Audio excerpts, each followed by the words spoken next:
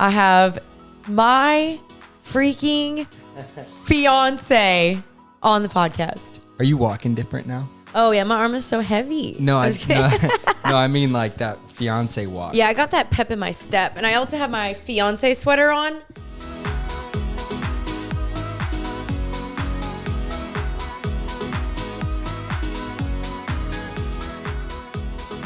Hello, everybody, and welcome to Happy and Healthy. I am your host, Jeanine Amapola, and I am extra excited about today's episode because I have my freaking fiance on the podcast. Welcome to the podcast, Kaleb. Dude, it's I'm repping my jersey from Friday. That's your jersey. Yeah, I'm gonna get a frame and put when we get married in our room. That's so weird when we get married. That's crazy. That is crazy. What does it feel like? You're gonna see me for the rest of your life, whether you like it or not. I could say the same thing to you. That's true. Are you annoyed at this face yet? Oh, I need to turn my He needs to put his phone off. on Do Not Disturb. Oh, It's quiet on set. who is texting me during a podcast? It's my friend group. It's his buddies who came in Dude, clutch this weekend. They showed up. So we are, oh my gosh. Obviously, I didn't upload this past Tuesday because we decided to shift the schedule around specifically for this episode. I normally post every single Tuesday. My name is Jeanine Amapola. This is Kaleb. We are now engaged. And so if this is your first time listening to my podcast, hello. If you don't know who we are, or you haven't heard our story, we do have a podcast already called Our Story, which shares how we met, you know, all the things. We've been dating now for 11 months, and we just got engaged this past Friday. And you can see my ring in the video. If you're watching the YouTube video or Spotify, you can see the ring. Dude. It is, you did such a good job. That was decades. I'm so proud of you. Grind and grit and blood, sweat and tears. Okay, don't make me feel bad. Dude, genuinely, I think guys, if you're listening and you're about to propose to your girl, just don't kill yourself, but get the best ring possible, just because I just feel like you'll be surprised. I don't think I realized how excited I was to see it. I think I like it more than you do. I don't think so. No. I like it a lot. What's that like, waking up and like putting that on? Every day, or I mean, it's only been 3 days. I'm like, every day I wake up and I'm like literally so giddy. I jump out of bed, I look at it, and then I'm like, it's still in the box. Yay. And then I slip it on and I'm so excited. Are you walking different now? Oh yeah, my arm is so heavy. No, I mean like that fiance walk. Yeah, I got that pep in my step. And I also have my fiance sweater on. Look, if you're watching the YouTube video, you can see it. Maddie gave this to me right as after I got engaged at the party. It was so sweet. I was so excited, and I freaking love it. It's from the bar, and it feels good to wear this. Did you know when you went on that trip, you'd come back, it'd be Monday, or today is Tuesday. If you were in Vegas, how much money would you have bet? I would have bet all the money in my bank account. Really? Mm-hmm. You were that sure? Yeah. Also, we're drinking from our engagement cups. From our engagement cups. It's in the details, guys. I have coffee. It's in the details. He has, of course, Prime in his. It says Jeanine and Kaleb 6/16/23. Which, I'm just glad we didn't get engaged on 6/66 because not today, Satan. If you saw our proposal, I got a Volkswagen bus to show up, and the person who decorated it wrote 6/15. Oh yeah, we didn't mention that part of the engagement, which I thought was pretty funny. That is kind of funny, honestly. But so obviously for today's episode, we are going to be sharing the story of how we got engaged, the behind the scenes, and you guys also did submit, you know, things that you're wondering, things that you're like, okay, tell us more about this. We're going to try to get to those as well. We do want to share just like the overall story. You guys gave us feedback, and you said you don't mind the long episodes. See, we're going 3 hours. Okay, I literally don't think my camera can do that. My camera has this problem of overheating, and I don't know if my camera can even handle that. See, but I feel like a long podcast, they can just come back to it later. That's true. You know what I mean? So like most podcasts I think are great, 45 minutes to an hour, you know, but sometimes when you're just vibing and you're engaged and you're like, we're like, it's crazy. You're going to see me the rest of your life. Are you okay? Yeah, I'm You okay. with that? Yeah, I'm okay. You sure? Your face is so cute, and I love who you are. So yeah. Oh, dude. Dude. Dude. he always called me that. Dude. Man, where do we begin? Should I begin to when I bought the ring? Yes. Okay. So when I bought the ring, I think You sound like you're announcing your book. Like you're like narrating your book. Chapter one. When I bought the ring. Audible.com. Yeah, literally. Audio that speaks to you wherever you are. Why do you know that? Because I used to listen to a lot of audio books nice. back in the day. So March 1st. We go that far back? He's like 1994 when Jeanine was born. Okay. So around March, she was like, told me kind of what she wanted. We were more talking out loud about proposing, and we knew we were going to that direction, but there were things that we still needed to, like her dad's blessing, we need to flesh some things out. But she told me what she wanted, what she always really wanted. All I ever wanted. And she told me what she wanted. And so yeah, to answer people's question, a lot of people are like, did he know what you wanted? And yes, I knew exactly what I wanted. No, go ahead. And I sent him that and I said, this is what I want. I said, no pressure. I don't have any expectations on the size, but this is the style that I want. Yeah. She wasn't like, I want this, I want that, I want this. But she was like, she sent me some photos. I just gave some inspo. Yeah. Call. So yes, he did kind of have an overall idea. I sent some Pinterest photos. I knew I wanted a hidden halo. I knew I wanted it to be gold. I knew I wanted it to be cushion cut. Okay. And you sound a little spoiled. No, I don't. Every girl does that. I'm kidding. Every girl does that, right? So she sent me some stuff, and so I called this this company, and they were like, "Dude, we have exactly what you want." And I was stuck between this, like, okay, I think we're getting engaged, like, but we're still boyfriend and girlfriend. You never know what could happen. Yeah, it's true. But I put my money where my mouth was, and I put the deposit down, and I told him to hold it, though. You really stepped out in faith. I did. And so that was in March. That was in March, and then that's crazy. April 30th. I think it was April 30th, May 1st, around that time. I asked her dad to coffee. I wrote him a letter. I love her dad.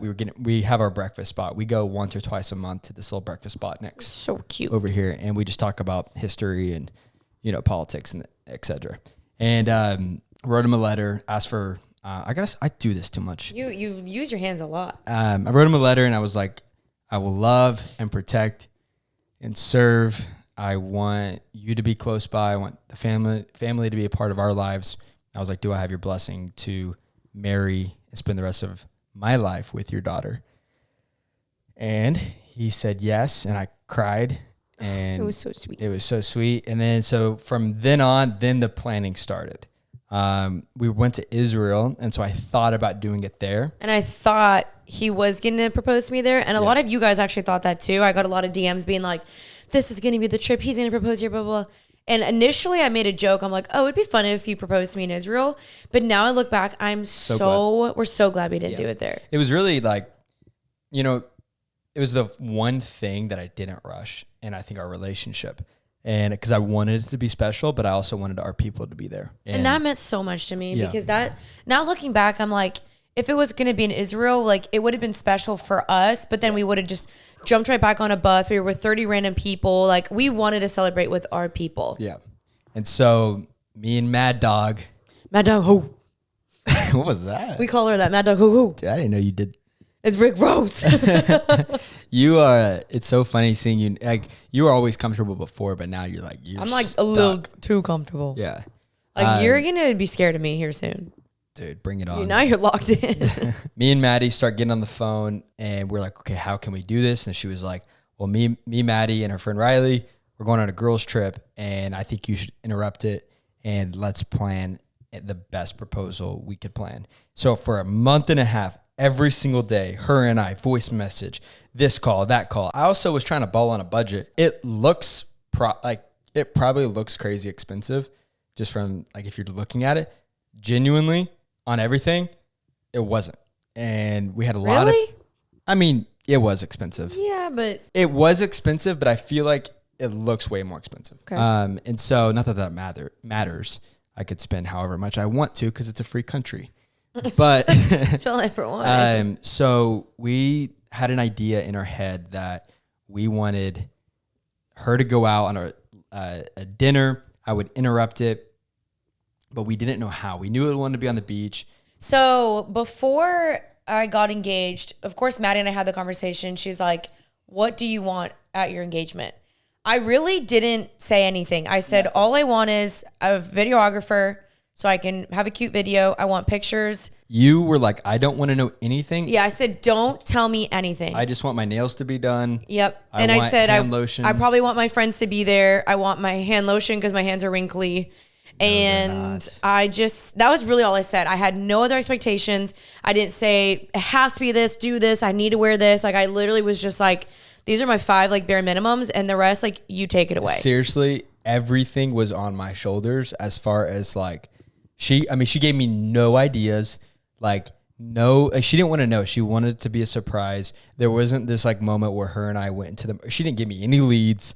Like, I was starting from scratch. Like, it was almost like building a company almost. Wow. This proposal. So proud of you. No. So me and Maddie went to the drawing board and we were just like, we want to make this special. I think ultimately all I wanted was good conversations around a campfire. That's like all I kept envisioning the whole time was like good conversations around a fire. So I was like, we got to get a bonfire on the beach. We got to get all my guys, all her girls, and just laugh all night. Like, that's all that I wanted. I knew. That was like the plan beforehand? Like, you said that beforehand? Yeah. Yeah. Oh, wow. Yeah. So like the original idea, we wanted to rent a bonfire. There's like a bonfire company that comes on Destin, Florida's beaches, and they rent out, or they make a bonfire for you and they put chairs around it. So the original idea was for you to come down the path or like the staircase to the beach, and you see the bonfire and the fire and everything. And then I propose kind of at sunset. That was the original idea. But as time went on, the evolution of the proposal started to change and just kept getting better. Maddie and Riley and I booked this trip months in advance. I had no intentions ever of this trip turning into the spot that I would get engaged at. Like, someone asked us, like, was this a special place for y'all? No, but it's funny because it actually has always been my dream to either get engaged or married on the beach. And I grew up every summer going to Destin, Florida, 30A, Seaside, all my childhood. So it's like extremely nostalgic for me. And she's never been there before. Yeah. So I've been to Florida, but not like that specific area. I know that area in and out. And I was like, this is going to be amazing. And so I call all my guy friends and I'm like, boys, I need y'all. And they were like, perfect. So like 6 of my closest guy friends here in Texas booked a flight. We got a Verbo, and then right on the beach, about 2 miles from where she was actually staying. So here is when the toughest part is she was leaving Thursday night around like 3-4 o'clock p.m. And then my flight left at 9:30. No, I left at 8:30 a.m. But you left in the afternoon. Yeah. So I was leaving later that day, and so that was like the most like difficult part. I was going to be in a plane for a few hours and her not being able to know what I was doing. So yeah, you were being so fishy that night. Cause like I went early and I went with my girls and I was just like, yay, we're having so much fun. And unfortunately Riley's flight ended up getting canceled too. So it was just Maddie and me for the entire day of Thursday, which was sweet. We got really good quality time together. She was acting super normal. I had no idea the engagement was happening like the next day. I was like, okay, if there would be a spot to be proposed to, it would be here. But I also had zero expectations and I really didn't know that time. Yeah, because you were fooled a couple times. You thought it was coming and didn't come. Yeah. And so Thursday night, I tell her that I'm playing in a pickleball tournament with me and my guy friends. So the week before, we were on a little double date, and I had my buddy ask me if I wanted to play in a pickleball tournament. He was like, "Hey, Jeanine, do you and Kaleb want to play in a pickleball tournament Thursday night?" And I was like, "Oh crap, Janine's gonna be gone, but I'm down." And he was like, "Cool, it's going to be from like 8 to midnight." Wait, who said this? Daniel. And you faked it? Yeah. Oh, that's why you said that? Yeah. Oh my gosh. So he was like, "But Kaleb, it's going to be from 8 to midnight because, none of the guys have work on a Friday. And so is that cool?" And I was like, because I needed it to be late So I would have an alibi to why I wasn't answering my phone, because I always answer my phone. Oh my God. I was thinking through. And so what do you think God thinks about that? About what? Lying about stuff like that. Is that a lie? I don't know. Or does he know my heart? He knows your heart, baby. You sure? What if that's the reason I don't get into heaven? Whatever. It's unrepentant. No. Okay, repent now, Lord. Jesus. I don't think that's the reason you don't get into heaven. Wouldn't that suck? Yeah, that'd be so great. Like, God, I did it for her though. I did everything. And then he's like, "You're Eve. You made him fall." Depart from me. I never knew you. That's funny. So Thursday night comes, and I dropped her car off. She was letting me use her car. So I dropped her car off at like 6 p.m. So in my head, I'm like, there's no way she thinks Thursday night that I'm flying out. No freaking at like chance. 9 o'clock at night. Didn't think anything. So 7 o'clock, I'm like, hey, pickleball tournament starting. You know, I gotta go. We'll talk later. We get to the airport. Our flight gets delayed. Wait, it was so funny. He's faking in the entire time. He's like, "Oh, the next game is starting. Oh, I won. I advanced the next round." I'm like, "You go, baby. I'm so proud She's of you." hyping me up. I'm like, "Hi, man." I'm like, "That's right. You win." And then I'm like, "What's the update?" He's like, "I'm in it again to the next round. I'm in the finals." I'm like, "Oh my God." Fake the whole thing. I thought she was being too sweet and supportive. So I thought she knew I was lying. No, I dead booty thought he's playing in a pickleball tournament, because that wouldn't be something you wouldn't do. We're at the airport. We're about to board. The flight got delayed. So now it's like 9:45 at night. I don't have much more pickleball left to like text. And usually you were responding so slow. I'm Yeah. like, what is going on? I know I was mad at you. That's why. I was just so nervous because I was like, we FaceTime usually before bed. Even on these trips, usually we talk before bed.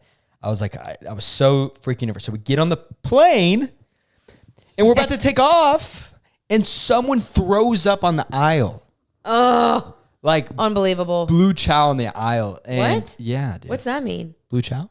What does that mean? You never heard blue chow? No, Like I was homeschooled. I blew chow.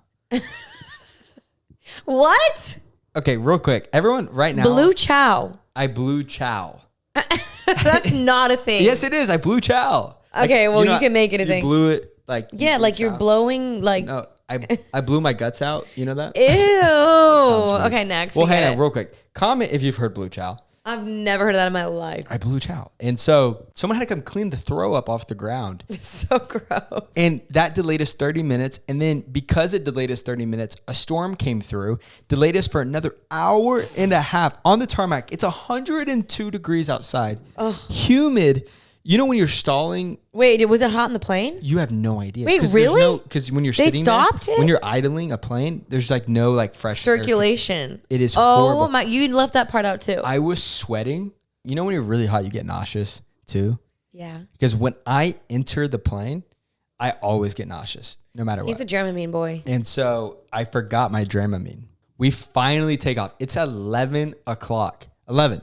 That's gnarly. So I text her at this point, and I'm like, I just made it to the championship, but there's a lot of people here, so we're still waiting for the next court. And it's funny because my buddy's sitting next to me, and I'm like, yeah, I just played Daniel, and I beat him 11-2. And he looks at me, he's like, dude, what the hell? You can't throw me under the bus like that. And I'm like, it's my one time to lie. Yep. Dude. And so Run with it. we land in Destin at like 12:30. So I'm like, okay, we're good. So I text her, hey, would you want to talk on the phone in like 45 minutes? Because my plan was to call her. And she was like, no, I'll probably be asleep. And I was like, okay, good. Yeah, that was actually a pretty good call. Yeah. Because it was so late for us already, and I was exhausted. But then your booty cheeks, when we Tried to call you anyway. at 1 a.m., we land at 1 a.m. and it's like severe storms, lightning. So they're like, we can't, the good news is we landed. The bad news is we can't take you to your gate because there's no workers because they can't come outside to pull the airplane in because of the lightning. That's so crazy. I know. And What are the odds? And so I'm sitting there, Jeanine calls me. I just let it ring. I didn't answer. Freaking jerk. Yeah, You ignored your fiance. I was like, I think it's 1 a.m. I think she'll understand that I'm probably asleep. Yeah, you were like, sorry, babe, I was out. Did you I'm really like, think I was asleep when I didn't liar. answer? Not really, but I was like, whatever. I trust his character. What did you think I was doing? I don't know.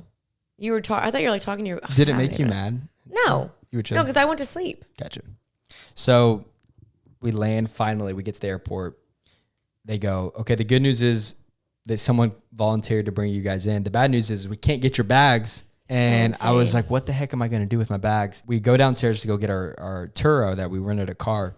The dude who was supposed to give us the car, he fell asleep and he was supposed to give us the code to get into the car. So now we're stuck. It's 3 a.m. We don't have a car. We're at the airport. There's no Ubers in the area. I finally get my bag. We finally found an Uber. It was $140. Oh my gosh. Series of unfortunate events. So going into the proposal, it was looking like no bueno. No bueno. Plus, it was also storming in Florida with like literally earlier that day, freaking tornado warning. Maddie and I are in the house freaking out. We're like, oh my gosh, there's a tornado. Like, we didn't even know Florida got tornadoes. It was so scary. Winds blowing, everything. So you flew in the worst conditions. I wake up Friday morning. It's the day of the proposal. And I am like so nervous. We don't have a car. We're 45 minutes from the proposal site. And it's pouring rain. It's cold outside. And it was just like, oh crap. Okay. So we got to really pray this rain away, make sure everything goes well. We still had a lot of like little planning stuff we needed to do. I had to meet with the videographer, the florist, and the photographer that morning. Man, what a man.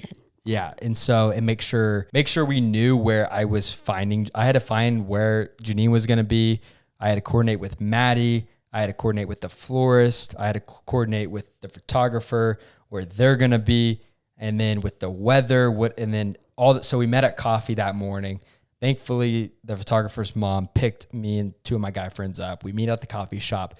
We get the full game plan. We move the proposal up an hour. Yeah, we'll talk about that. Yeah, and so we go to the proposal site. We figure out the planning, and we prayed and prayed and prayed and prayed. And at 2:00, the skies just like parted. Opened up. When I tell you it was storming, 50-mile-an-hour like winds. Flooding, like our phones kept going off being like, seek shelter, things blowing in the wind, like please go inside, aggressive winds. And we were like, this is ridiculous. So Maddie and I that morning, and Riley, we were like, let's go to a coffee shop. We like got in our little golf cart. We put our little like shield around the thing. And we were like, are we stupid for driving in this? But we we're like, let's send it anyway. And we sat at the coffee shop for a really long time. But the whole day we were like, oh, we want to go to the beach. So we're just like praying for the sun to come out. Like literally all day, I kid you not. We're like pointing at the sky and I'm like, I rebuke you, cloud. And then like the sun starts slowly coming out. We're like, hey, it worked. And you're texting me all day. What are you doing? What are you doing? What are you doing? Oh, what's this going? What are you doing? I was? Oh, the whole day. I'm like, you never text me this much. Because we were just chilling. Like we were like at the coffee shop just chilling. And I was like, I wonder how his work is going. He starts lying to me that he's in a business meeting. Guys, I got deals. And he's like, I got this deal. He sends me a fake photo of his computer, all these things. And I'm like, oh my God, he's at work. He's so hardworking. And you were in that meeting a little too long. And I'm like, what's up, Tata? Did you close the deal? And he's like, oh, we're still in the meeting. And I'm like, 45 minutes later? I'm like, yeah. Okay, I'll trust you again. Yeah. So we finally get to the house where I'm proposing at. We get all the plan. We get the Volkswagen bus and the parked in front of the house. Which was so cute. Got the florist connected to where the proposal spot's going to be. We got the food catered, all that coordinated. We got... I met with the videographers too at the coffee shop. Meanwhile, again, we finished going to the coffee shop. We see that the sun is going to come out around like 1-ish or something. So us girls were like, we got to go home. We got to get in our swimsuits. We got to rush to the beach because the sun is coming out. So we go to the beach and we're just like laying out. We're like, oh my gosh, we can't believe the sun came out. I'm serious. We were all praying all day long. Like, and I started to get this like feeling because everyone was praying a little too hard for the sun to come out. I'm like, man, they must just really, really love the sun. We're just trying to get a tan. And even Grant, like Maddie's husband, sent this voice memo of him being like, Lord, we pray for the sky to clear. And I'm like, why does Grant care that much that the sun clears out on our girls' beach trip? So I started to get a little suspicious, but I was like, also, I don't know.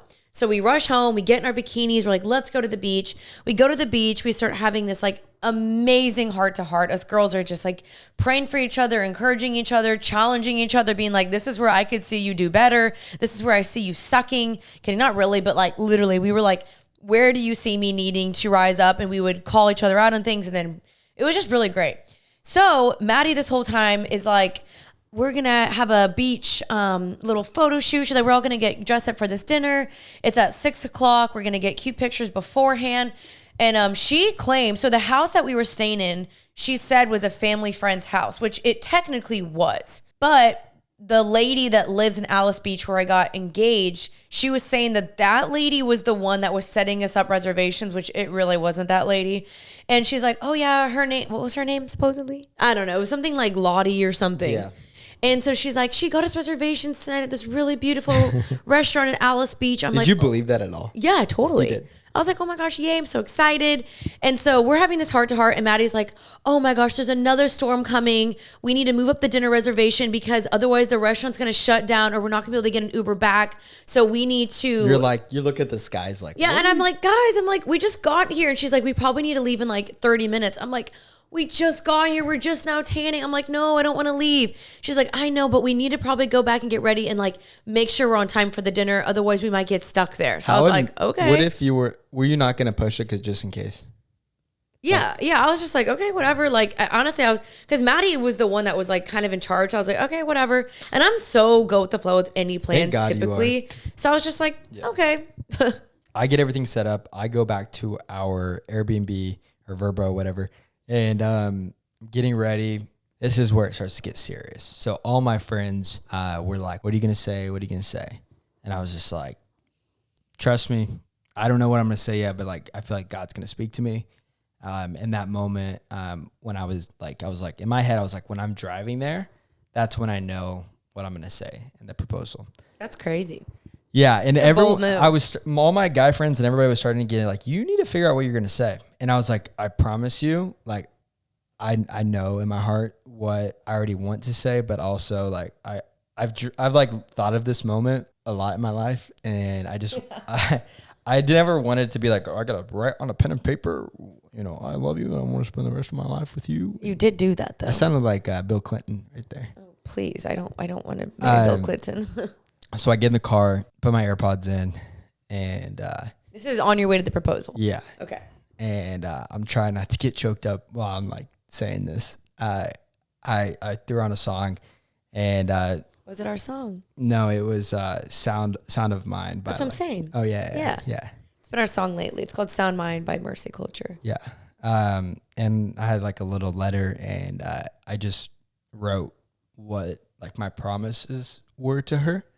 And I'm like writing and everything's like flowing. And then I like seriously was like looking out the window, and like I just started like bawling. Like I just started crying, and I could like genuinely like see our future together. I could see like, I could picture like our kids like coming back to, I could like see like your eyes, you crying? No, but it's so sweet. I could like see like our kids, and I just got a glimpse of what life was like with you. And I was like, two of my guy friends were in the car, and her girlfriend was in the car, and I just was weeping, and not weeping, but just like had no facial expressions, but just tears were streaming down my face. And I had like chills like you wouldn't believe. Wow. I literally felt, I was like, I feel this is such an out of body experience. And it was like, felt just like the presence of God like all over my body. And I cut the letter in half, put it in my pocket, and I was like, I know exactly what I'm going to say. Wow. And so get to the proposal spot. Everything's just perfect. I am sitting there standing with her photographer, which is one of her best friends. Which is so... Okay, let's like go through like the proposal part, because I don't want to like ruin all the things. Like I wanted to unveil as we're telling the story. Okay. So he gets there. He's doing that behind the scenes. Maddie, Riley, and I were all showering. We're getting ready. And this is when I started to feel like in my spirit that I was like, I think something's happening. And I started to feel extra nervous, extra like, oh my gosh, something just feels different. And it's funny because I got to watch Maddie go through the same thing in her proposal, and she felt the same thing. She journaled, I could tell she knew. And I remember going to my friend Sammy being like, she knows. I'm like, I even feel like nervous even saying it again, but I just felt in my spirit, I'm like, I think this is happening. And so I just knew in my heart that I needed to spend time with the Lord. So that morning, like I said, when we went to the coffee shop, we were all like, let's have our quiet times. We ended up just chatting and chatting and chatting. So I didn't get a good quality Jesus time. So we were all like, hey, let's go back to the house. I was like, everyone spend at least 15 minutes with the Lord. So we all split up, and I went in my room and I journaled, and I wrote in the top of my journal, Lord, you're preparing me to be a wife. And I just journaled, and I was like, God, I feel something is shifting. I feel like you're preparing me to be a wife. I think this weekend I'm going to be engaged. And I just like started just thanking the Lord, asking the Lord for his peace, his protection, like just journaling and just like declaring truth over our future marriage. And it was just so crazy. And I just started to notice like Maddie and Riley were acting very different. And Maddie's like, yeah, we're going to go get beach pictures. And I was like, okay, that's what I said to her on her engagement. And I was also at this point just kind of testing the girls. I was like, okay, like, let's see if this is like actually happening. I honestly thought you were going to propose to me on Saturday, and he proposed to me on a Friday. And so I was like, there's no way like this is happening. Like, he's at work. When would he fly in? He can't take off work again. Like, I was just like, there's just no way. But then all the signs started to point to it being that day, because the girls are like getting like extra ready. Like, Riley starts putting on freaking eyeliner. I never see Riley put on eyeliner. I'm like, wait a minute. And I start kind of testing the girls, because I brought 4 different dresses. I brought 2 white dresses, a black dress, and a flower dress. And so I show the girls, because they keep being like, what are you going to wear? What are you going to wear? What are you going to wear? I'm like, okay, why do y'all care that much? So they like, Maddie comes and lays out all of her dresses on my bed. She has 4 white dresses, multiple different styles. She's like, you can wear whatever you want of mine. And I'm like, this is suspicious. Because again, I never told Maddie, like, I need to be wearing this. I need to have this. Which, during the proposal, the hardest part me and Maddie were going through was figuring out how we were going to get her in the right dress, because Maddie would talk to Jay about like what she wanted in different things, and Jeanine was just like, I don't want to know, I don't want to know, I don't want to know. So me and Maddie, I just like wanted to be so surprised. Yeah. Like, I wasn't like, it has to be like this. It has to. I was just like, I want to be surprised, and I know I will be in white. I will figure it out. I almost came to your house while you were gone in the DR and like stole one of your dresses so I could have it. But do you know that I laid those out for you on my clothing rack? Yes. So I could steal? Yes. I literally put like 3 to 4 different white dresses and just laid them on the clothing rack. So if you ever needed to, they would have been there. That's hilarious. So I was dropping little hints for you too. That's funny. So anyway, I go into the girls' room. I am showing them all these different dresses. They're trying to play it cool. They're like, yeah, the black one's really cute. It's really pretty. And then they're like, oh, but we really love the white dress. The white dress is so pretty. And so I'm like, okay, bingo. I'm like, I'm putting on the white dress. And it was the one I wanted to get engaged into. So that's the one that you guys saw me wear. Looked so good. Thank you. I ordered that dress like a month prior. Real quick. You look good every day, but God, like, he did something that day. It was crazy. I was tan. I curled my hair. But no, I really did my makeup well that day. I don't think I had anything. It just was that fiance glow. You had a glow. It was a glow. I had a good hair day too. You did? Yeah. Oh my gosh. He started going to my hair girl, and it's made all the difference. Listen. If you guys notice, he's not wearing a hat in today's video. Listen, guys, I was never just going to wear a hat forever. That's funny. Anyway, we all get dressed up, and then like I said, Maddie's like extra wanting to take pictures. She's like, let's get all these TikToks. Let's do this. Let's take all these photos. So meanwhile, they're in their room getting ready. I set up my tripod and my light, and I did a get ready with me to potentially get engaged. I said, like, which is gas. That was crazy. That was a bold move. Gas. I did not know for sure. If you guys see the video on TikTok, it actually blew up. It has like over 1 million views, which is insane. Which people are haters. Haters are like, you guys got engaged after 11 months. We'll talk about that. In like Christian years, like doggy years, it's like people made us feel crazy for not getting engaged after 6 months. I'm like, y'all are cuckoo. Listen, that was perfect timing for us. For us. And also, it was 11 months for you, but it was 95 years for me. And we just knew it was the right time. And so we'll also talk about that, because a lot of people were like, how did you know it was the right time to get engaged? We'll talk about that at the end. When you know, you know. When you know, you know. We're on our way to dinner. I'm starting to get really anxious, but I'm also playing it cool. Your ring is like glaring in my eye. Is it blinding you? I'm just joking. We're on our way there, and I am just like have a suspicion, but I'm just like, God, like if it's not tonight, that's okay. But I just have a feeling it is. So I just kind of played it cool. I was just trying not to go in with any expectations. I'm somebody that hates having expectations because I don't want them to either let me down or something to be ruined. We show up there and we show up to the spot that we were supposed to have dinner. And Maddie walks up to the woman that was supposed to check us in for our dinner reservation. Turns out this lady was a fake. She actually wasn't checking us in. She was told to say this all along.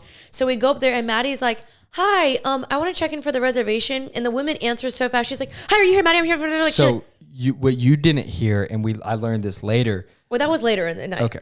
Riley immediately, because Riley's trying to cover, she's like, oh my God, this place is so pretty, right? And like Riley's talking so fast. And I'm like, this is so obvious. But I'm like, yeah, this is so pretty. I love it. And then the lady's like, if you guys don't mind waiting outside, your table will be ready soon. We're like, okay. Also, might I add, we were late for a reservation, but that's because we didn't have a reservation. So the reason why they were late to the reservation, because the skies parted like the Red Sea. And we're sitting there and we're like, the sun is too harsh. UVs were like 6. It's like 5 o'clock. I was like, oh crap. It is like way too bright out here. Like you're not going to be bright. Too bright. Too bright out. And like the photos and the videos, everything's going to be too harsh. And then our florist, because we had to move them up, they weren't really supposed to start working until 3. They were running behind. Like they were halfway done and there was like an hour to the proposal. So I was like, Maddie, you have to stall. And Maddie, she did. She was taking her sweet time getting ready. And I was so confused because I was like, Maddie, you said we have to be there at 5. Like it's literally 4:15. And she was like stumbling on her words of like what to say. Minute drive. Yeah. And I was like, we have a far drive.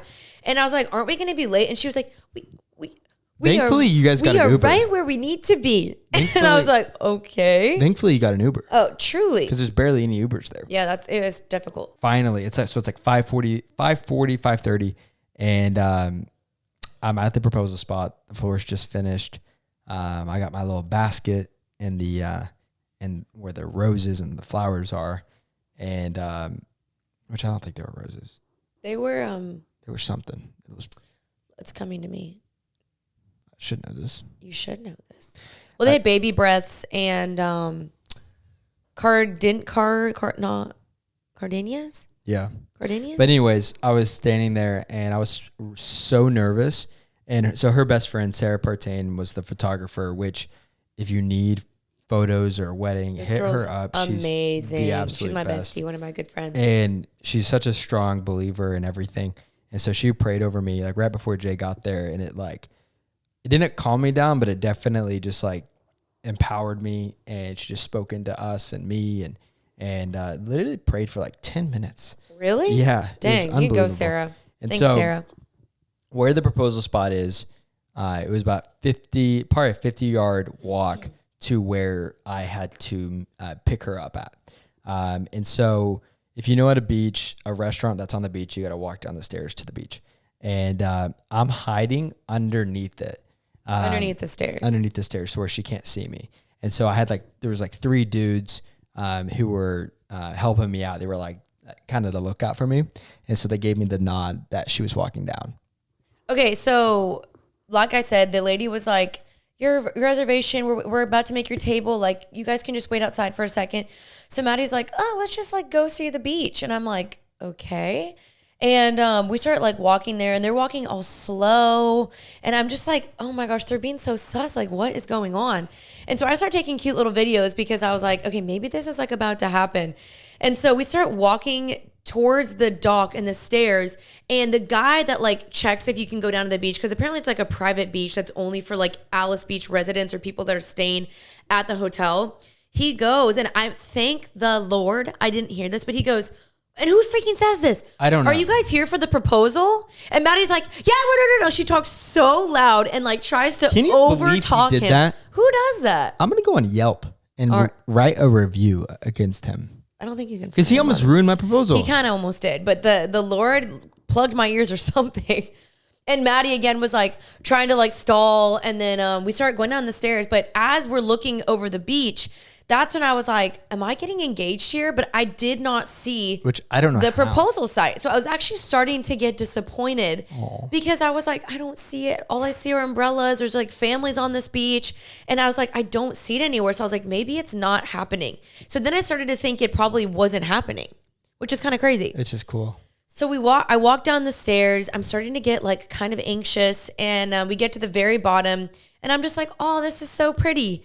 And then slowly, Kaleb walks out from underneath the stairs. You look like you were seeing a ghost. I did. Ghost Kaleb. That was the best hug. When I saw him, my like face dropped. I immediately got emotional. I was just like, oh my God, like, what are you doing here? I was like, you're not at work. And I saw that he had a microphone on his shirt. So people were like, how did you guys get the sound? It's because he was mic'd up. I started instantly crying. I like gave him like the tightest little hug. You looked up at me and you go, you're going to be my husband. I said that? Yeah. I kind of blacked out, honestly. Yeah. So I was just like, give me your hand. And so I walked her to the proposal spot. And I was like, you lied to me. You weren't in a meeting. He was like, no, babe, I wasn't in a meeting. yeah. And I wasn't really nervous yet until we got to like the spot. And then it was like the world just like stopped. It was so cool. And I pulled out the letter and read me his cute little words. I wish I could do that again. Same. I wish I could relive not it. Not because I want to redo it, but because it was like the best moment of my life. It was so amazing. And I wish I don't remember the words you said. Are we going to get the full audio back? Yeah. Okay, yeah. cool. I asked them. Yeah. Because it was just like, people always say that you don't remember what they said because you're so overwhelmed. You're so excited. You're so like, oh my gosh, this is happening. And it's true. Like looking back, I don't remember what you said. Yeah. So I'm glad you wrote that down because we reread it again later. Yeah. And I got on that knee and that's when it like hit me. And I started like crying. so if you notice when I hit the knee, Took you a second. it took me like a good 15 seconds to say, will you marry me? 10 Because I was seconds. like, you counted? No, but it wasn't 15. It was a good 10 seconds. Well, thank God I remembered to say, will you I know. marry I almost me? was like, what if you space and was I just know. like, oh, and I'm like, say the words. And she said yes, and I just had a second where I just like dropped down. But if you saw the video, like I literally kept saying, this isn't real. This isn't real. Because in my mind, it's like a moment you dream of your entire life. Like as a child, you dream of your wedding or your proposal. And it was just so weird knowing that was actually happening to me. Because like I had witnessed my friends' proposals. I had helped plan my friends' proposals. It was just so weird being like, oh my gosh, like this is actually like my turn. And watching this man that I love get down on one knee, looking up at me, I just like can't even explain the feeling of seeing that. And that's why you could just see me like crying in the video being like, this isn't real. I'm like, I'm just, like I can't even explain the feeling. It was that amazing and powerful. And hearing you get choked up and you literally were like, will you marry me? Like you choked up. Oh, it was so sweet. When I rewatched like the video, I cry. I'm like time. trying, like even like reliving it in my brain, like my Yeah. eyes like just watered like immediately. It was so emotional. After when she said yes, I just flew her around in the air, and then she looks at the photographer, and I it hits her. realized It's her best friend. I realized it was my friend Sarah. And I was like, Sarah Partain? And I started screaming. I'm jumping up and down. I hug her. And I'm like, I'm engaged. I like show my ring and I'm screaming. And then Maddie and Riley come running at me. And I'm literally jumping. I'm like, I'm engaged. I'm engaged. When you first saw the ring, what was that like? Oh my, I mean, I was Did it not, look as big when No, I opened the box? I Or was did not it- expecting it to be the size that it was. And I wasn't expecting that size. Like I just said, whatever you can do. So when you opened the box and I saw my dream ring, it was so beautiful. It was even prettier in person. That's when I just like started crying. And I was just like, you did that. This man worked so hard for this ring, like years of saving up to be able to afford something like that. Well, I think it does not matter. Like, I don't want to put a huge emphasis. Like, you don't need to buy your girl the biggest ring. You don't need to. You don't need to. A rubber ring is really all that matters. But I think that for me as a man, and you do what you can do. But I was like, if that's special to you, then I want to fulfill that because I know you're going to respect me. I know you're going to be an amazing wife. I didn't have to buy that to earn her love. I know she would love me no matter what. And it was like, I want to do something like that because it's just like, it's so cool because I get to look at that and It be was like, just, man, and it's, you won't again, regret it, guys. It's not that it's a way that he proves his love to you, but it did make me feel more loved. It made me feel like you genuinely love me so much that you were like, I'm going to work harder. I'm going to save. I'm going to sacrifice things so that I can afford this ring for you. And especially me being somebody that has been through multiple heartbreaks, and someone even telling me in my past, like, you're not entitled to get this ring. You're not entitled to get whatever you want.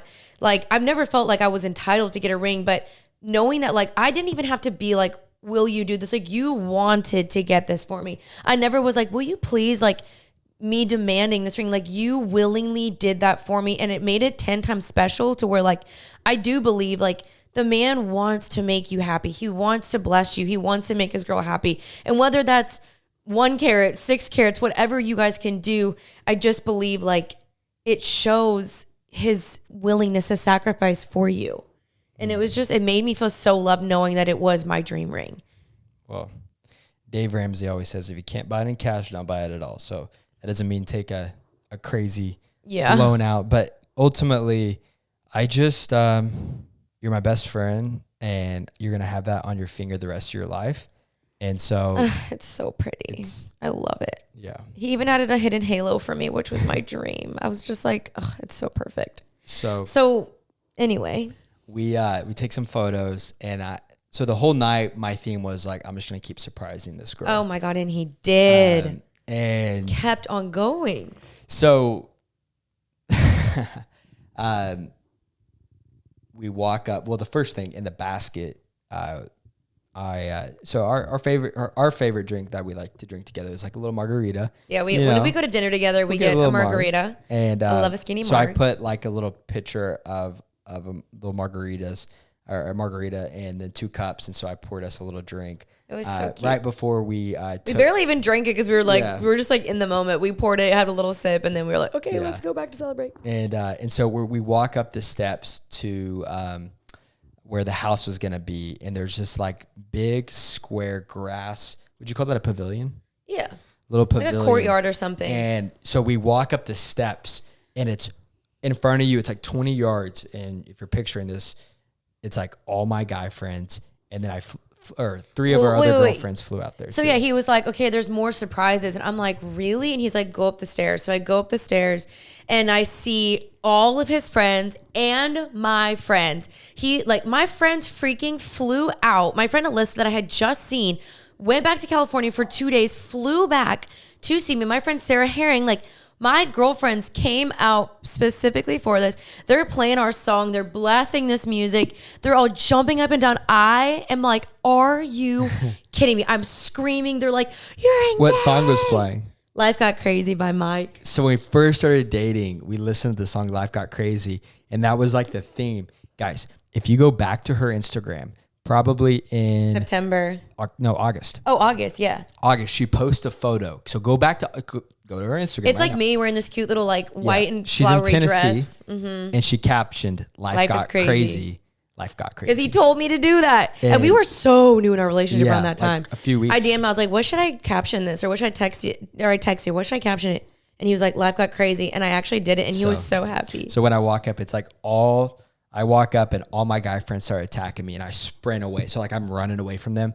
Life Got Crazy is bumping.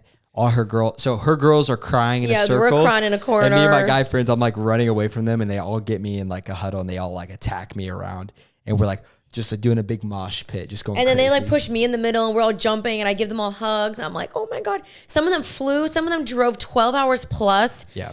I mean, y'all are excuses. The homies. Like legit, like me and my guy friends, we beef a little bit sometimes. We get into our arguments, but ultimately they're loyal. They'll show up. A few of the guys drove. Some of the other guys, we flew out together. They, a few hours before the proposal, were at the grocery store, helping, buying different things. They decorated the party. Yeah. They were so sweet. All the guys are around her. And so imagine we walk up the steps. There's a square, 50-yard square. Beautiful white buildings. Yeah. It's so pretty. So we got to walk through this little, and it's like where the houses are. Yeah, we're like in between the houses. Yeah. And around the corner was a Volkswagen bus. Well, so hold on. Don't tell them what's around the corner yet. Okay. So we are jumping up and down with our friends, and he's like, okay, like I have some more surprises. And I'm like, well, tell them about the surprise with your family and your friends. Oh, yeah. Okay. So while we were in that courtyard before that one, he's like, I have something I want to show you. He pulls up this photo album that has like, how many videos? 55. Like, really? Yeah, about 55. Oh my gosh. So many videos from my friends, my family, like every single one of my family members, all my friends that weren't there, like people from Dallas, from Oklahoma, from his family, like everyone was just sending us congratulations, like blessings over us, prayers, like just, I mean, it was insane. And he shows me like my one friend that couldn't make it to the engagement, shows me her video, and I'm just like tearing up, and I'm like, you did that for me? Yeah. It was so sweet. I'm not even done watching all those videos yet. Yeah. That was the hardest part about it, was texting that many people to upload a video. And that's hard to do. You know, when you're at parties and usually everyone sits around, they watch. No one wants to like sit around and watch all of those. So it's like, I'll just add her to the album and she can go through and watch them. That's so great. So that was like a great surprise. I'm like so blown away. And then he's like, I have more surprises. And I'm like, are you freaking kidding me? What else can you do? So we walk around the corner and there's these like 2 bikes. We decorated these 2 bikes. And they had cute little like white cans attached to them. And I think it said like just engaged, or it was so cute. They had flowers on the baskets. And I'm like, oh my gosh. And he's like, I got us 2 bikes. And then I see the van, and the van has, like we said, the date. It said just engaged. It had flowers, decor. I was like blown away again. We get on the bikes. The sun is starting to set. We got music in the back. The music is playing. And y'all, when I tell you, it was one of the prettiest sunsets I've seen in a while. Like, I'm kidding you, not kidding you. When the Lord like cleared the sky, he cleared the sky. He got rid of every single cloud. It was the most beautiful sunset. The amount of people that were like interceding and praying for the sun to come out, it worked. And so the sun's coming down. We're getting this beautiful golden hour. We're taking pictures. Like, we're all jumping up and down. We're singing. We're taking videos, pictures. I was beaming. My friends were like, we have not seen you this happy in a long time. It was the most serotonin I've ever felt in my brain at one time. And it was like so many good things happening at once. I couldn't even like keep it up. It was so overwhelming. I was like, I don't even know how to process this all. Yeah. So we had some good time out there. We're taking pictures. It was so fun. Then he's like, I have more surprises. Because, so what was going through your brain there? Did you think it was going to be over? Or did you I thought we were going to like go to a dinner reservation after that. Yeah. So the photographer's mom's friend's mom has this house that which we need to send them flowers. We do. We need to thank them. Yeah. So they let us use this house. We didn't know them. House. They just let us use the house for the day. That's like favor from the Lord. And it's something. So I thought, okay, so the where the little like van was parked, I thought we were all gonna like take an Uber and walk somewhere in town. And then you were like, I have something else to show you. You just enter into the house by the van. I was like, you can't go in there. I was like, where are you going? I'm like, this isn't our house. And you're like, just trust me. So we go upstairs, and like this house, oh my gosh, stunning. You walk, has this beautiful pool, like there's beautiful lights in it. You go up the stairs, the sun is setting, there's the ocean, there's decor, there's our photos everywhere, there's Mexican food, there's margaritas. I started getting so overwhelmed. I look at Maddie, because I know that Maddie helped Kaleb plan all of this. I look at her, I just start sobbing in her arms. I'm like, thank you. I don't deserve this. I don't deserve this. She's like, yes, you do. And I was just so overwhelmed, because like she had cookies with our date and our initials, and it was like just engaged, and it had our names. I was just like blown away. And one of her friends helped me. I had 15 of like our favorite photos. I like where Alyssa helped him put all these. Yeah, at all the different dinner at the different dinner tables, our favorite photos. I had our first DM. Yeah, printed out, and we had fajita tacos and picture of our first date, which we took a picture of us on our first date because I knew I would see him again. And you also said, that's my husband. We'll talk about that. And so we walk out to the balcony overlooking the beach, and the sun is setting, and we just had like 5-10 minutes just to soak everything in together. He went out. So we did have a moment together. Like, they prayed for dinner and prayed over us. Kaleb went outside with his guys. I sat inside with my girls so they could catch up and we could catch up. And then I go outside because the sun was setting. It was just so beautiful. And like I interrupted like his guy time, and like his guys were like all tearing up because Kaleb was like affirming his buddies, and I was just like, this is the cutest thing ever. And then the sun starts to set. We start to get these beautiful photos. We had a moment just us together where we prayed and we just started thanking God. We were like, Jesus, thank you so much for this. Thank you for blessing our relationship. Like we just had a moment where we just started praising and worshiping God. And then we reread what you said to me, and I just teared up. And then you told me the vision you had of like seeing our kids on the beach and coming back here. And what was so cool about that was that the whole weekend I kept saying to Maddie before I even knew I was getting engaged, I was like, man, like this is the coolest area. I was like, I want to come back here one day with Kaleb and our kids, and I would just love to just like come back here. This is such a cool place. And then you literally like had a vision of us coming back with our kids down the road. I was like, this is so cool. Mm-hmm. And I looked at her. So she thinks this is like the night, and I was like, I have one more surprise for you for tonight. And I'm like, another one. So this was my favorite part, and we walked down the stairs, walked 50 yards, and we got a hold of this company that does bonfires on the beach with s'mores and everything. And so we walk, and from the distance, you can see this little fire pit. And the sun is still setting. It's just while the stars are coming out. It's like 9 o'clock, and the sun is just like extending. It's like this like red like little beam. I was just like, what? It was solely the Lord. Amazing. Like it was so crazy. It's because again, also y'all, this is so crazy. Later that night, it stormed again. Like only when we had our proposal, the sun came out, and then it stormed again later. Yeah. And so we have this beautiful bonfire. We're around the fire. We laughed for 2 hours straight. Oh my gosh, dying laughing. So when we sat down, so my biggest thing was we sat down and I said, everyone put your phones up. We're talking. Like no more photos, no more videos. And I just went around and affirmed all my friends. But when I affirm, I also roast. Yeah, and it's kind of funny. I can't keep it too, serious for too long. And so I was like, Luke, because, Luke Medlicott, I'm going to say his last name because I don't care. And he's single, ladies. Luke Medlicott is one of the greatest human beings I know, is the greatest human beings. And I was like, Luke, you have every quality of a husband other than having a girlfriend. Without having a wife. And so we just went around, we had s'mores, and we just told he affirmed stories. his guys, I affirmed my girls. So it was funny because at the bonfires when they finally shared the proposal behind the scenes. So Maddie and him are going back and forth about all the funny stories, all the things that fell apart, the way they planned everything. I need to give a shout out to my girl, Maddie.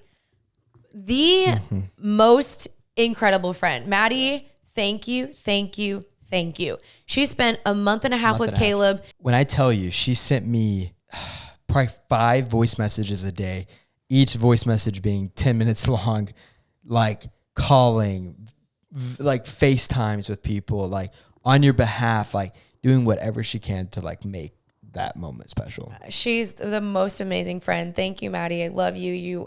We couldn't have done it without you. And I just affirmed her that night. And then we just had fun, like sat around, just laughed and laughed and laughed and talked about the things. And finally the sun set, and then we left the beach. And then we were like, I was just like, that was the most amazing day of my entire life. And then you were like, wait, you're going to be here all weekend now? Yeah, and then I realized, I was like, wait, you guys are all going to be at the beach? You're going to be here? And we were like, and then they had this whole itinerary planned out for the week, and they printed out a little photo of like, we were all going to get like brunch, and or Kaleb and I were going to get brunch together the next day so we could digest everything and digress everything. Digress? Dissect? Digest. Discuss.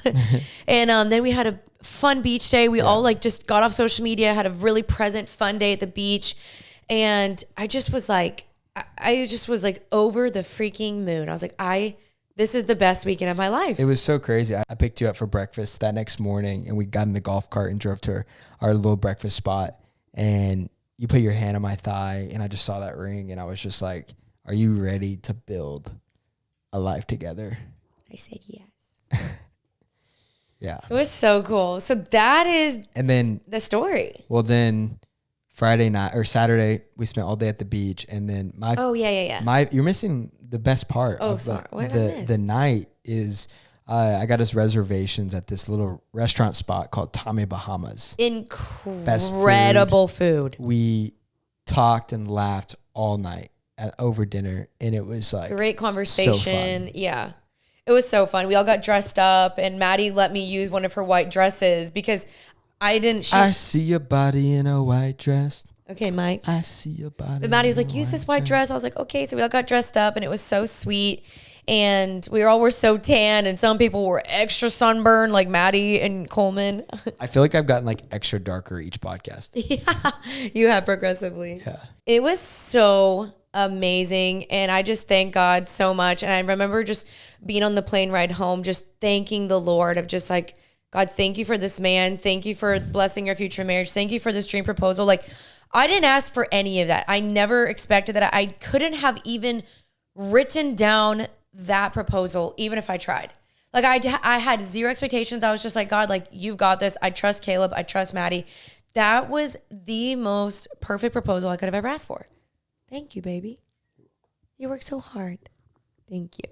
Everything was going so right. We were on cloud nine. You know, until that day, actually, with the whole flight situation. It was like, this is where you can't be too feelings based because life does hit you.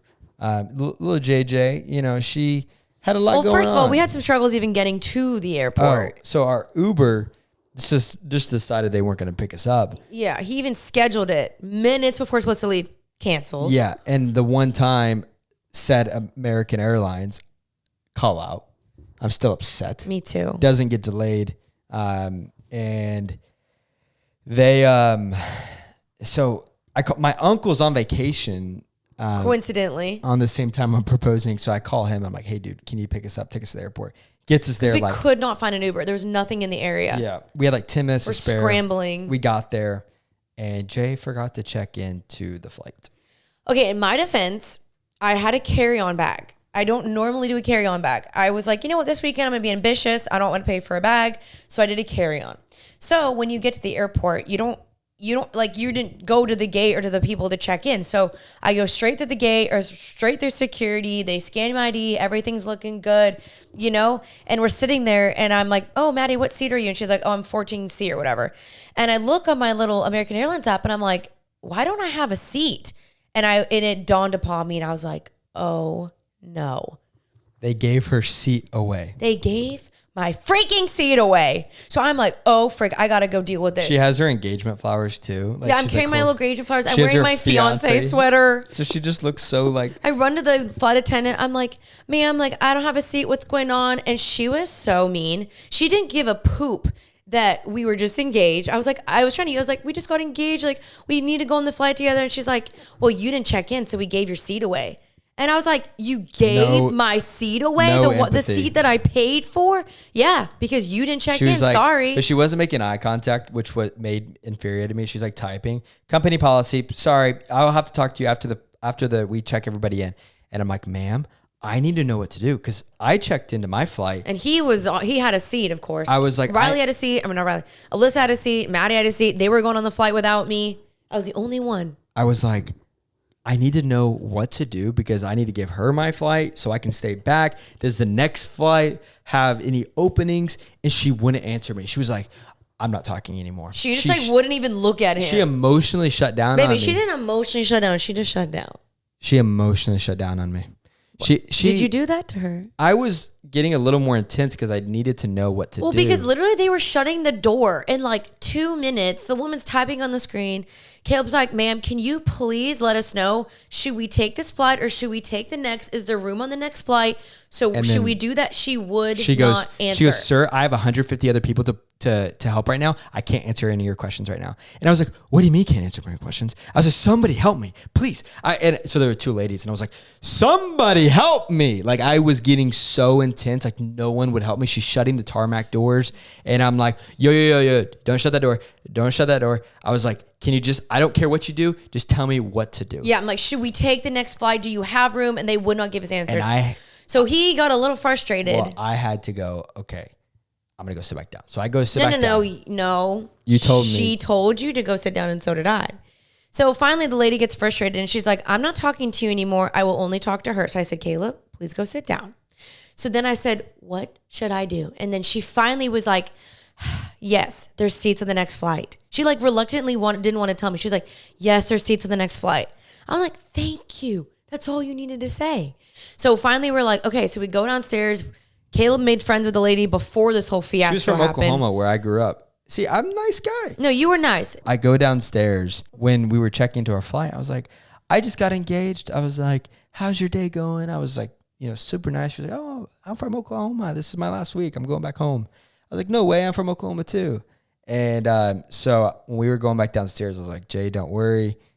She's reading an email. I was like, Jay, don't worry. I was like, I'm friends with the girl downstairs. We're Gucci. So I go down there and I'm like, ma'am, I just proposed. We tell the story. I was like, I just proposed. She forgot to check into her flight. I'm embarrassed. I was like, is there anything to do? She goes, hand me your boarding pass. And types for 10 minutes, doesn't look me in the eyes, and just hands me 2 boarding passes for the next flight like, out. Here you go. We were like, for free. Thank you. And so her and I, it actually ended up being so awesome because her and I got some time alone, got some dinner, and got to process more. Oh, yo, I didn't know you had to check in. Like, I didn't know that. Which I think if a plane is overcrowded, they just use that customer policy. Because there was a lot of people people do that waiting. on purpose so they can just kick people off the flight. And have an excuse. Yeah. That was gnarly. And it was just like, so like we were on such a high and then the Lord was like, boom, humbled. Or maybe the enemy, I don't know. Steal it. But we made it work. The flight attendants on the next one were so nice. They gave us free gifts, cookies. It was so great. Yeah. Everything turned out amazing. Okay, so that is pretty much the story. It was amazing. Now we kind of want to answer some of the questions because you guys asked a lot. I'm so proud of you. You know why? What this did I do? This is a long pod for you. I know, but I'm just trying to make sure we get everyone's answers or questions answered. So we did address most of these. Let's see. We answered most of these. Did you help pick the ring? Yes and no. You did everything by yourself, but I knew what I wanted. How did y'all have the conversation regarding your dream proposal? So we kind of already talked about that. Yeah, we talked. I just want my nails done, and I want to buy the Which water. that was also another thing. You kept hinting to get my nails done. I always say I want French tips or whatever. I was like, don't French worry, tips? I'm taking care of it. Yeah. The week before, he was like, are you going to get your French tips? Because I had just taken off my nail polish. I ripped my nail polish off. My nails were in shambles. Every guy loves French nails. But he was like, are you going to get your French tips? And I was like, don't you worry, Shawty. I got this all covered. Which I was nervous because she had some interesting They were a little nails. gnarly that week. I put stick-ons and everyone was nervous. Those were 2 inches too long. Let's see. Are you guys going to live at your house after you guys get married? We're not going to live together before marriage. And he will probably move in here after marriage. And then we'll figure out what else we want to do after that. How did you know you were ready to get engaged? One, we had been through a lot of hard stuff. We had gone through conflict. We had discussed our future. We discussed finances, careers, family, gone through multiple different things. We had people speaking into our relationship consistently. People knew what we were going through. We had met with mentors. I feel like we just like had a vision. We knew we were ready. We knew we loved each other. We knew we wanted to be with each other. We felt like we had a good understanding of each other. I feel like I've seen every single side of you. We've traveled together. Yeah, we've seen us upset, tears, everything. I think how I knew I was ready was, you have a moment as a guy where it's like, what you're looking for. And vice versa. Yeah. And it's like, okay, I can always, every guy See goes, more. yeah, I can always like prolong this, but ultimately I knew in my brain I would always be looking for what I have. Yeah. It's like the inevitable, basically. And you realize that every person has their issues and no relationship's going to be perfect. Yep. Like, are you willing to accept it? Do you want this for the rest of your life? Yeah. I just knew you were my best friend. We knew, honestly, from date one. Like, I literally ran home after the first date, ran in Maddie's room, and I was like, Maddie, I am going to marry that man. Like, I knew in the car ride home when we were holding hands, when I looked out the window, when we took a picture together, when I looked in his eyes, I was like, this is my husband. And you'd say the same thing. But yeah, I think when when you know the Lord is in it, we've had so many God moments of God showing us and it being blessed and us just feeling like we were ready. We felt mature. We felt financially stable. And yes, there's always things to figure out, but we felt like, okay, we are delaying the inevitable. Some people are like, you need to date for 2 years. We don't personally think that. We've been dating for 11 months. And so it's almost a full year and we feel ready. You've only been a fiance for 3 days. How has it felt so far? It feels so good. Honestly, what's pretty crazy is I already feel like I'm also sweating. Are you sweating? A little bit. I'm like so hot. I feel like I'm already shifting my perspective to what does a wife look like. And Maddie gave me this really sweet book, which I'm so thankful. It's called The Fruitful Wife. So I started to read that. And it's basically like, how do you embody the fruit of the spirit in marriage? Because when you're dating engaged, you can be like, yay, I'm such a great wife. I have the fruit of the spirit, but there's going to be times when you're tested or when you're not going to have the fruit of the spirit. So I'm trying to prep now, and I'm trying to find ways to already honor him now, to, just respect him now. And I'm already shifting my mindset of like, okay, like we are becoming one. We're not one yet, but what does that look like to become one, to be a wife, to have a marriage that honors the Lord? So I'm trying to like prep for that now. It's awesome. But I'm also getting a little stressed out about wedding planning because I am not a planner. For those who don't know, you saw our proposal. Not a planner. It stresses me out. I'm a planner. He's a good planner. How did you know Kaleb was the one? So many things. First of all, like I said, there was just a feeling, and the Lord showed me there was I don't want to get all woo-woo on you guys, but I will want to do a podcast on this probably on my own.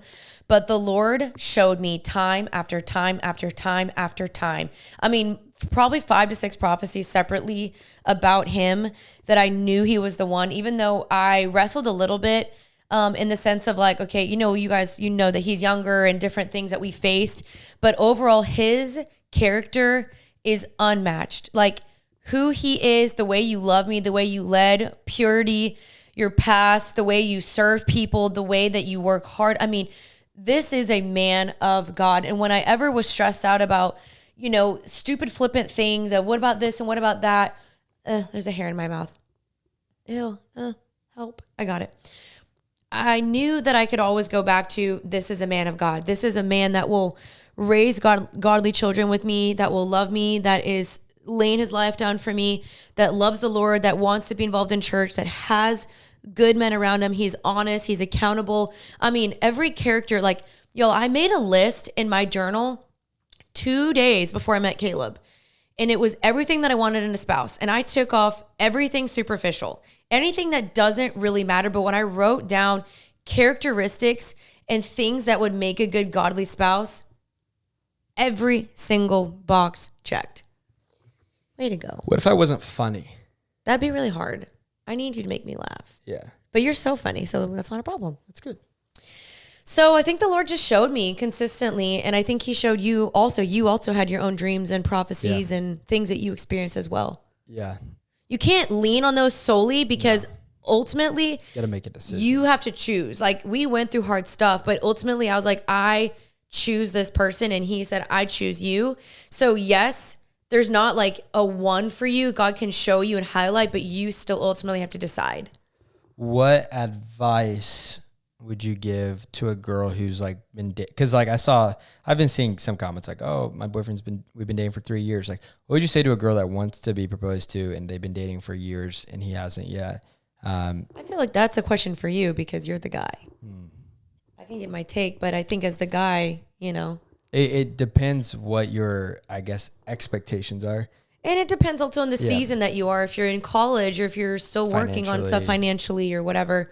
Yeah. If you're young. I think if your reason to get married is for sex, you should not get married. Agreed. Like, it's got to be so much more than that. You're going to have a horrible marriage if you just like. Or for just the sake of just like, we love each other. It's kind of a, like, I don't want to say like, just have sex, but like, my point is I just, you're going to be able to have sex in a marriage, but like, if that's the reason, that's why I didn't marry her. Cause like, from like, you take all of that out, we were able to build such a relationship and have fun apart from like physicality. Yeah. That's why like even filming this podcast, it doesn't feel like we're filming a podcast because we would just have this conversation at the dinner table. Okay. We're going to lean in here, girls. It's turned into a Vice podcast now. Most men suck. Hey. So that let's just get that out. Most men suck. Most women suck. Oh. Okay. Because people suck. And so there's a small pool of people who have good intentions, and I suck. I mean, she sucks. We all kind of I sucked in my own ways. Let's be honest. We all have things that we're bringing into a relationship. We all have things that we need grace on. We all have things So like, you're not going to marry the perfect person. But don't marry a man with red flags. Correct. Like, obviously don't let that be like, well, he's just, he's not perfect. Like, don't marry multiple red flags. But if you are going to bed every single night and you are tossing and turning because you are confused constantly of where he's at, what does he love me? Does he not? Is he going to? His yes isn't a yes and his no isn't a no. He breaks up with you. He gets back together with you. He's liking other girls' booty pics. You liking girls' socials. You feel something in your spirit. Or if you've been dating for 5+ years. If you've been dating for years and years and years and that wasn't, and you want to be engaged to, I get if you're dating a long time, it's not black and white. Yeah, it's not. But I feel like we know our timeline's a little bit faster than others, but I just know from a guy, if a guy wants to be with you and he wants to marry you, you'll know. You'll know. You won't really be too confused.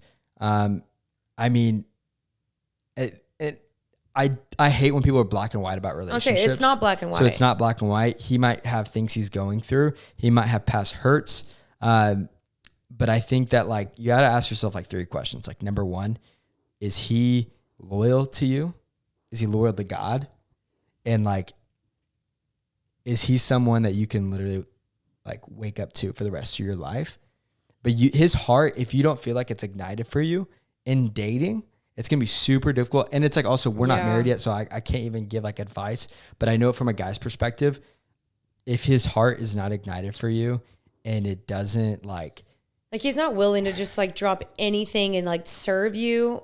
Yeah, it's going to be hard. I just feel like the best relationships that I've seen and most common ones that I'm looking back at now, like the guy was ignited for her from day one. Like he would do anything for her. He loved her. Like I look at my siblings and all the people that they married, the man was ignited. And so you want a man that's not passive. You want him to be ignited for you. That feeling comes and goes in waves, but it's a choice. Mm-hmm. Love is a choice. You, as a man, you wake up and you choose what you're going to do. And sometimes easier than other days. But I also think that if you set up the expectation in a relationship that you're headed towards marriage and that's what you want to be with somebody who wants you as much, vice versa. I feel like if he's just not bringing up marriage at all and you've been dating for like 3, 4, 5 years, like I do think that's a little bit of a concern. However, it's like, I don't know what conversations you guys are having. This became an advice podcast. Yeah. But I generally do think like at some point you've got to be like, hey, I need to know if you are in this, because if you're not, please move out of the way so that someone can come in who is about me. Yeah. And I think that is the power of your walkway power. Not that you want to manipulate him into liking you, because you don't ever want to manipulate a man into marrying you. Like, frick no. However, you do need to get that clarity so that you can decide, do I want to stay in this, or do I want to be married to a man that's not genuinely like wanting to be with me? And figure that out. Figure that out sooner than later. Don't waste another year. Like, get those intentions set right. Get that clarity. If he's not being clear, ask him, say, can you please let me know? Because if you're not, then I need to move on. Because sometimes we don't want to know the truth. But also, I think the most important thing I think is giving yourself grace, especially if you've been physical, because that clouds your judgment. A lot. Give yourself grace. Like, there's so much grace. Remove that from the relationship, because I promise you, if you remove physicality from a man in a relationship, his true colors will come out immediately. It's so true. And if he loves you, it doesn't matter. Yeah. Like, it does not matter. Yeah. That's good. You'll find out. Anyway, we know it's not black and white, but you got to pray through it. Ultimately, you've got to feel peace. You've got to feel like the Lord's told you. So the prayer should be, God, and be 100% about this prayer. If you do not want this man to be in my life, take him away. I surrender him to you. And I promise you, the Lord will do that and he will show you. But you've got to be serious and ready for what's to come after that. And if God continues to show you and bless you, then walk in that, be patient, trust him. But if you know this is not a man that God has for you, be willing to walk away. And I promise you one day it'll be worth it. And those questions. Yeah. You speak that fire sometimes. Thanks, baby. Were you nervous? Yes and no. I was nervous because I was like, I want this to go beautifully. But then I was more nervous for what I was going to say, because I was like, what if I just have a stroke and I can't speak? Because I'm a kind of a crier sometimes. But I honestly, I just knew God's hand was on it. I knew if it rained the entire time, that was God's plan. Yeah, we would have made it rock. Yeah. We're like, whatever. Because you got to rock. On TikTok, you stated that your fiance had his location shut off. Why does he need one? Which it's so funny because people think this is like a weird, toxic relationship, which I think if you're healthy, every couple, you should do this. They don't track each other. If you track your spouse, okay, if you track your significant other, say this slowly. If you track your significant other's location because you don't trust them, that's a different thing. You need to break up tomorrow. Second thing, we track each other because it's like, I don't want to have to text you early on. Like, it was never like, I need to know where you are. It was just like, okay, you're on your way. Cool. It was like, so we could like cut out the where are you? Or like if I'm leaving work. It was never a toxic thing. Safety. Like safety. While we were in Israel, I wanted to have her location, just in case I lost her. Yeah, it's not a toxic thing. It's not like we need to. I honestly rarely check the location. Sometimes I'm like, babe, literally rarely. Just check my location. Yeah, I promise you, we don't even like look at it every single day. It was just like a safety thing that we had. So yeah. Everyone. Did he ask for your parents' permission? Yes, he had my parents' blessings. He actually, this was so sweet. I forgot to mention this. The week or 2 weeks before we got engaged, he called every single one of my siblings, called every single one of my best friends, told them the story, filled them in. This is what we're doing. Do you have any concerns? Is there anything you want to ask me? Please let us know. Like Angela told me that you said that to her.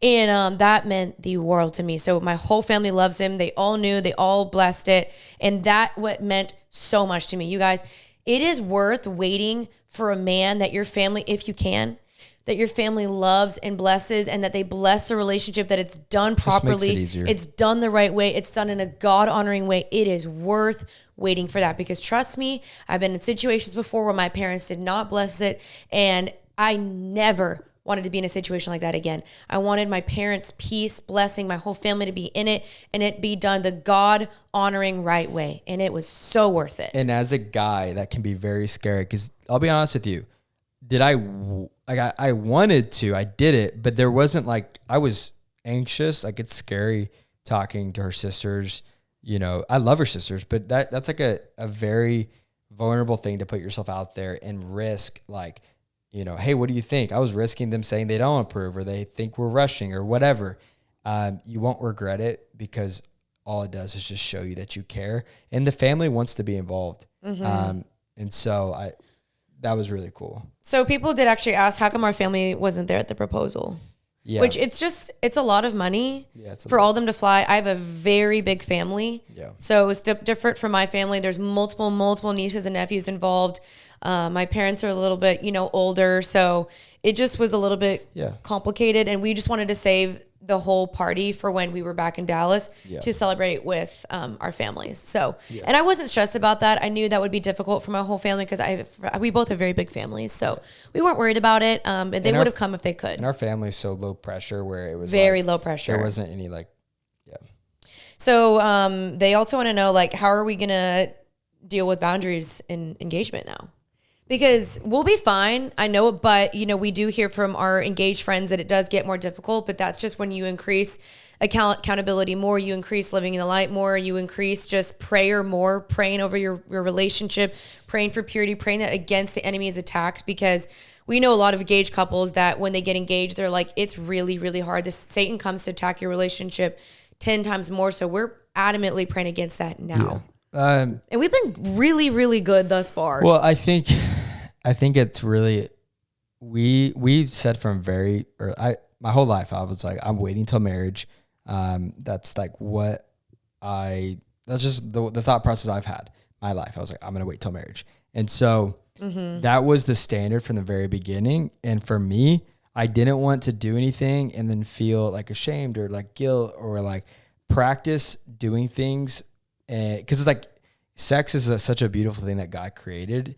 And I don't want to get used to just like feeling bad about it. So when we get into marriage and we're having sex, we're not like, there's not like that learning curve of like, oh, that's the toxicity of like when they say purity culture. Yeah. Because like you don't want to shame sex, because then you get into marriage and you're like, oh, this is, bam. Yeah, you're having to like unwire some. It's so hard to explain to people. It is, yeah. Because A lot of Christians don't wait till marriage. Right.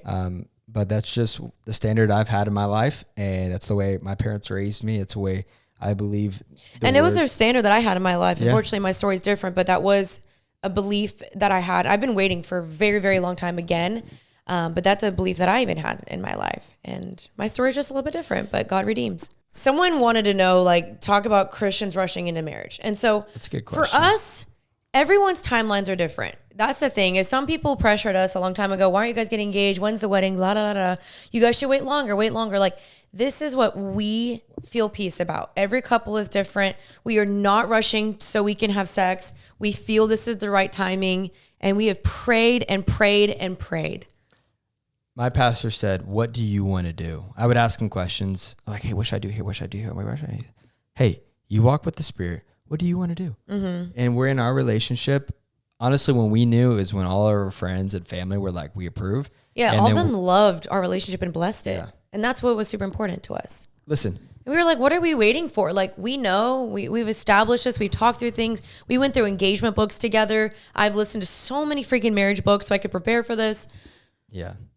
I'm not taking marriage lightly, but ultimately, like, you're never going to be probably ready. Like, it's so true. And you just, it's life.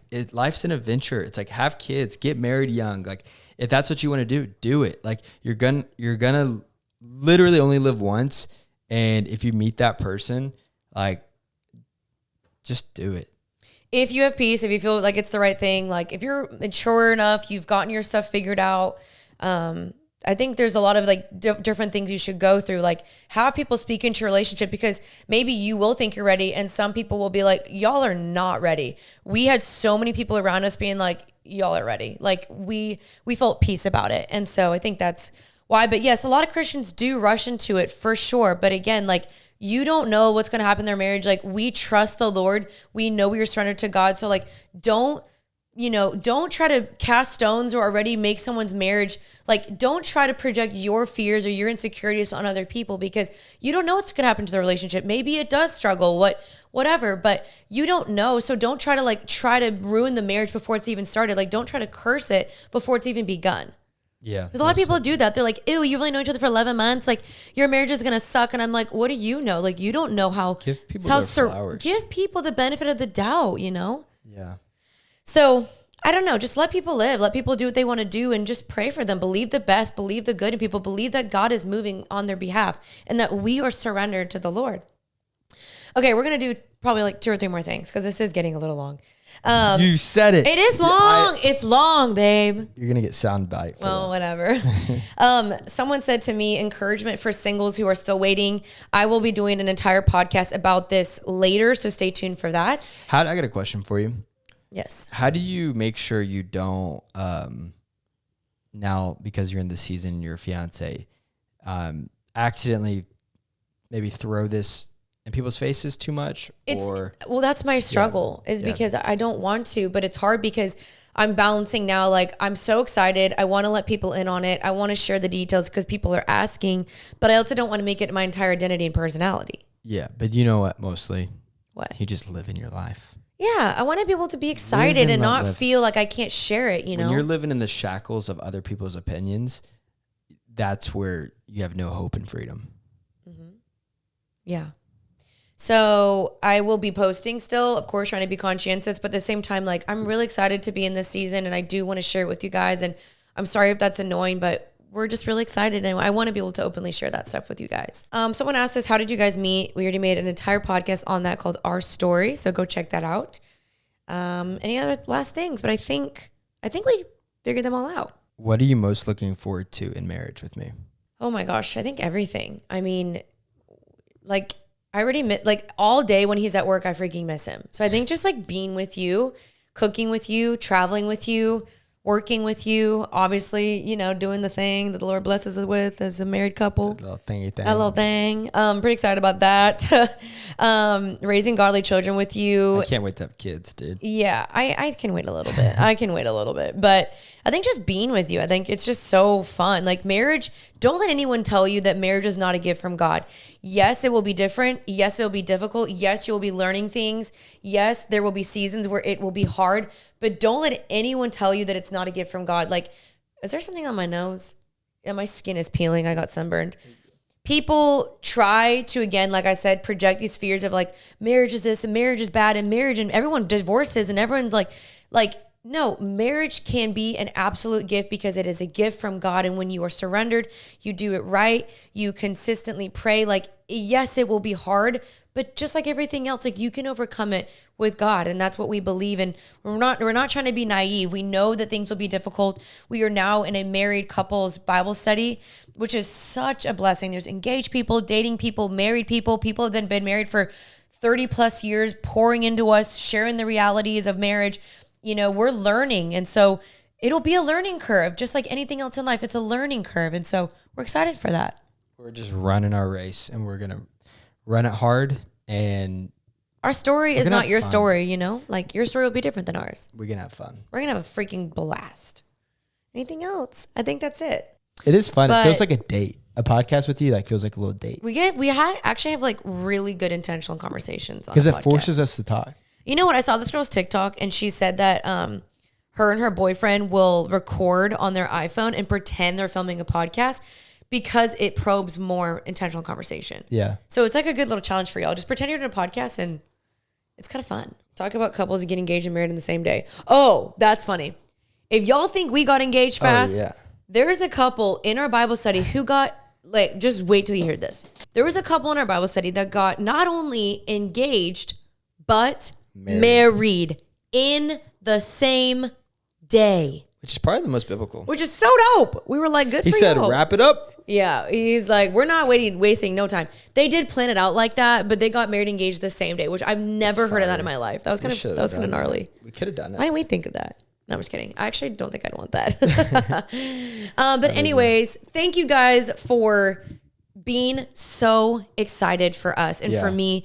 The amount of DMs, love is real, comments, love is so real. Reposts. I mean, I flipped through real. the reposts. I was overwhelmed. I just want to say thank you to you guys for trusting me with JJ and just like supporting her through everything. I've seen a lot of like comments saying you've watched her since high school or middle school, and it's like college, my past breakups, situations. I'm just pumped that I didn't ask. You redeemed that story. I didn't ask for any of this. I didn't think this would be my story. I just met you randomly at a 4th of July party, and we actually didn't even meet there. We just saw each other. Yeah, and you're now going to be my wife, and it's like I want to just be a man that you can depend on and count on, but like other people can view our relationship. You see so many marriages failing. You see so many men failing. You see marriages breaking apart. We are going to be the marriage that lasts, that has a beautiful marriage. Not saying even though we will have difficulties, you know, even though you don't see stuff behind the scenes, we will face things, but just know like we want to be a marriage that lasts and a marriage that exemplifies Christ at all times. Yeah. We won't do it perfectly.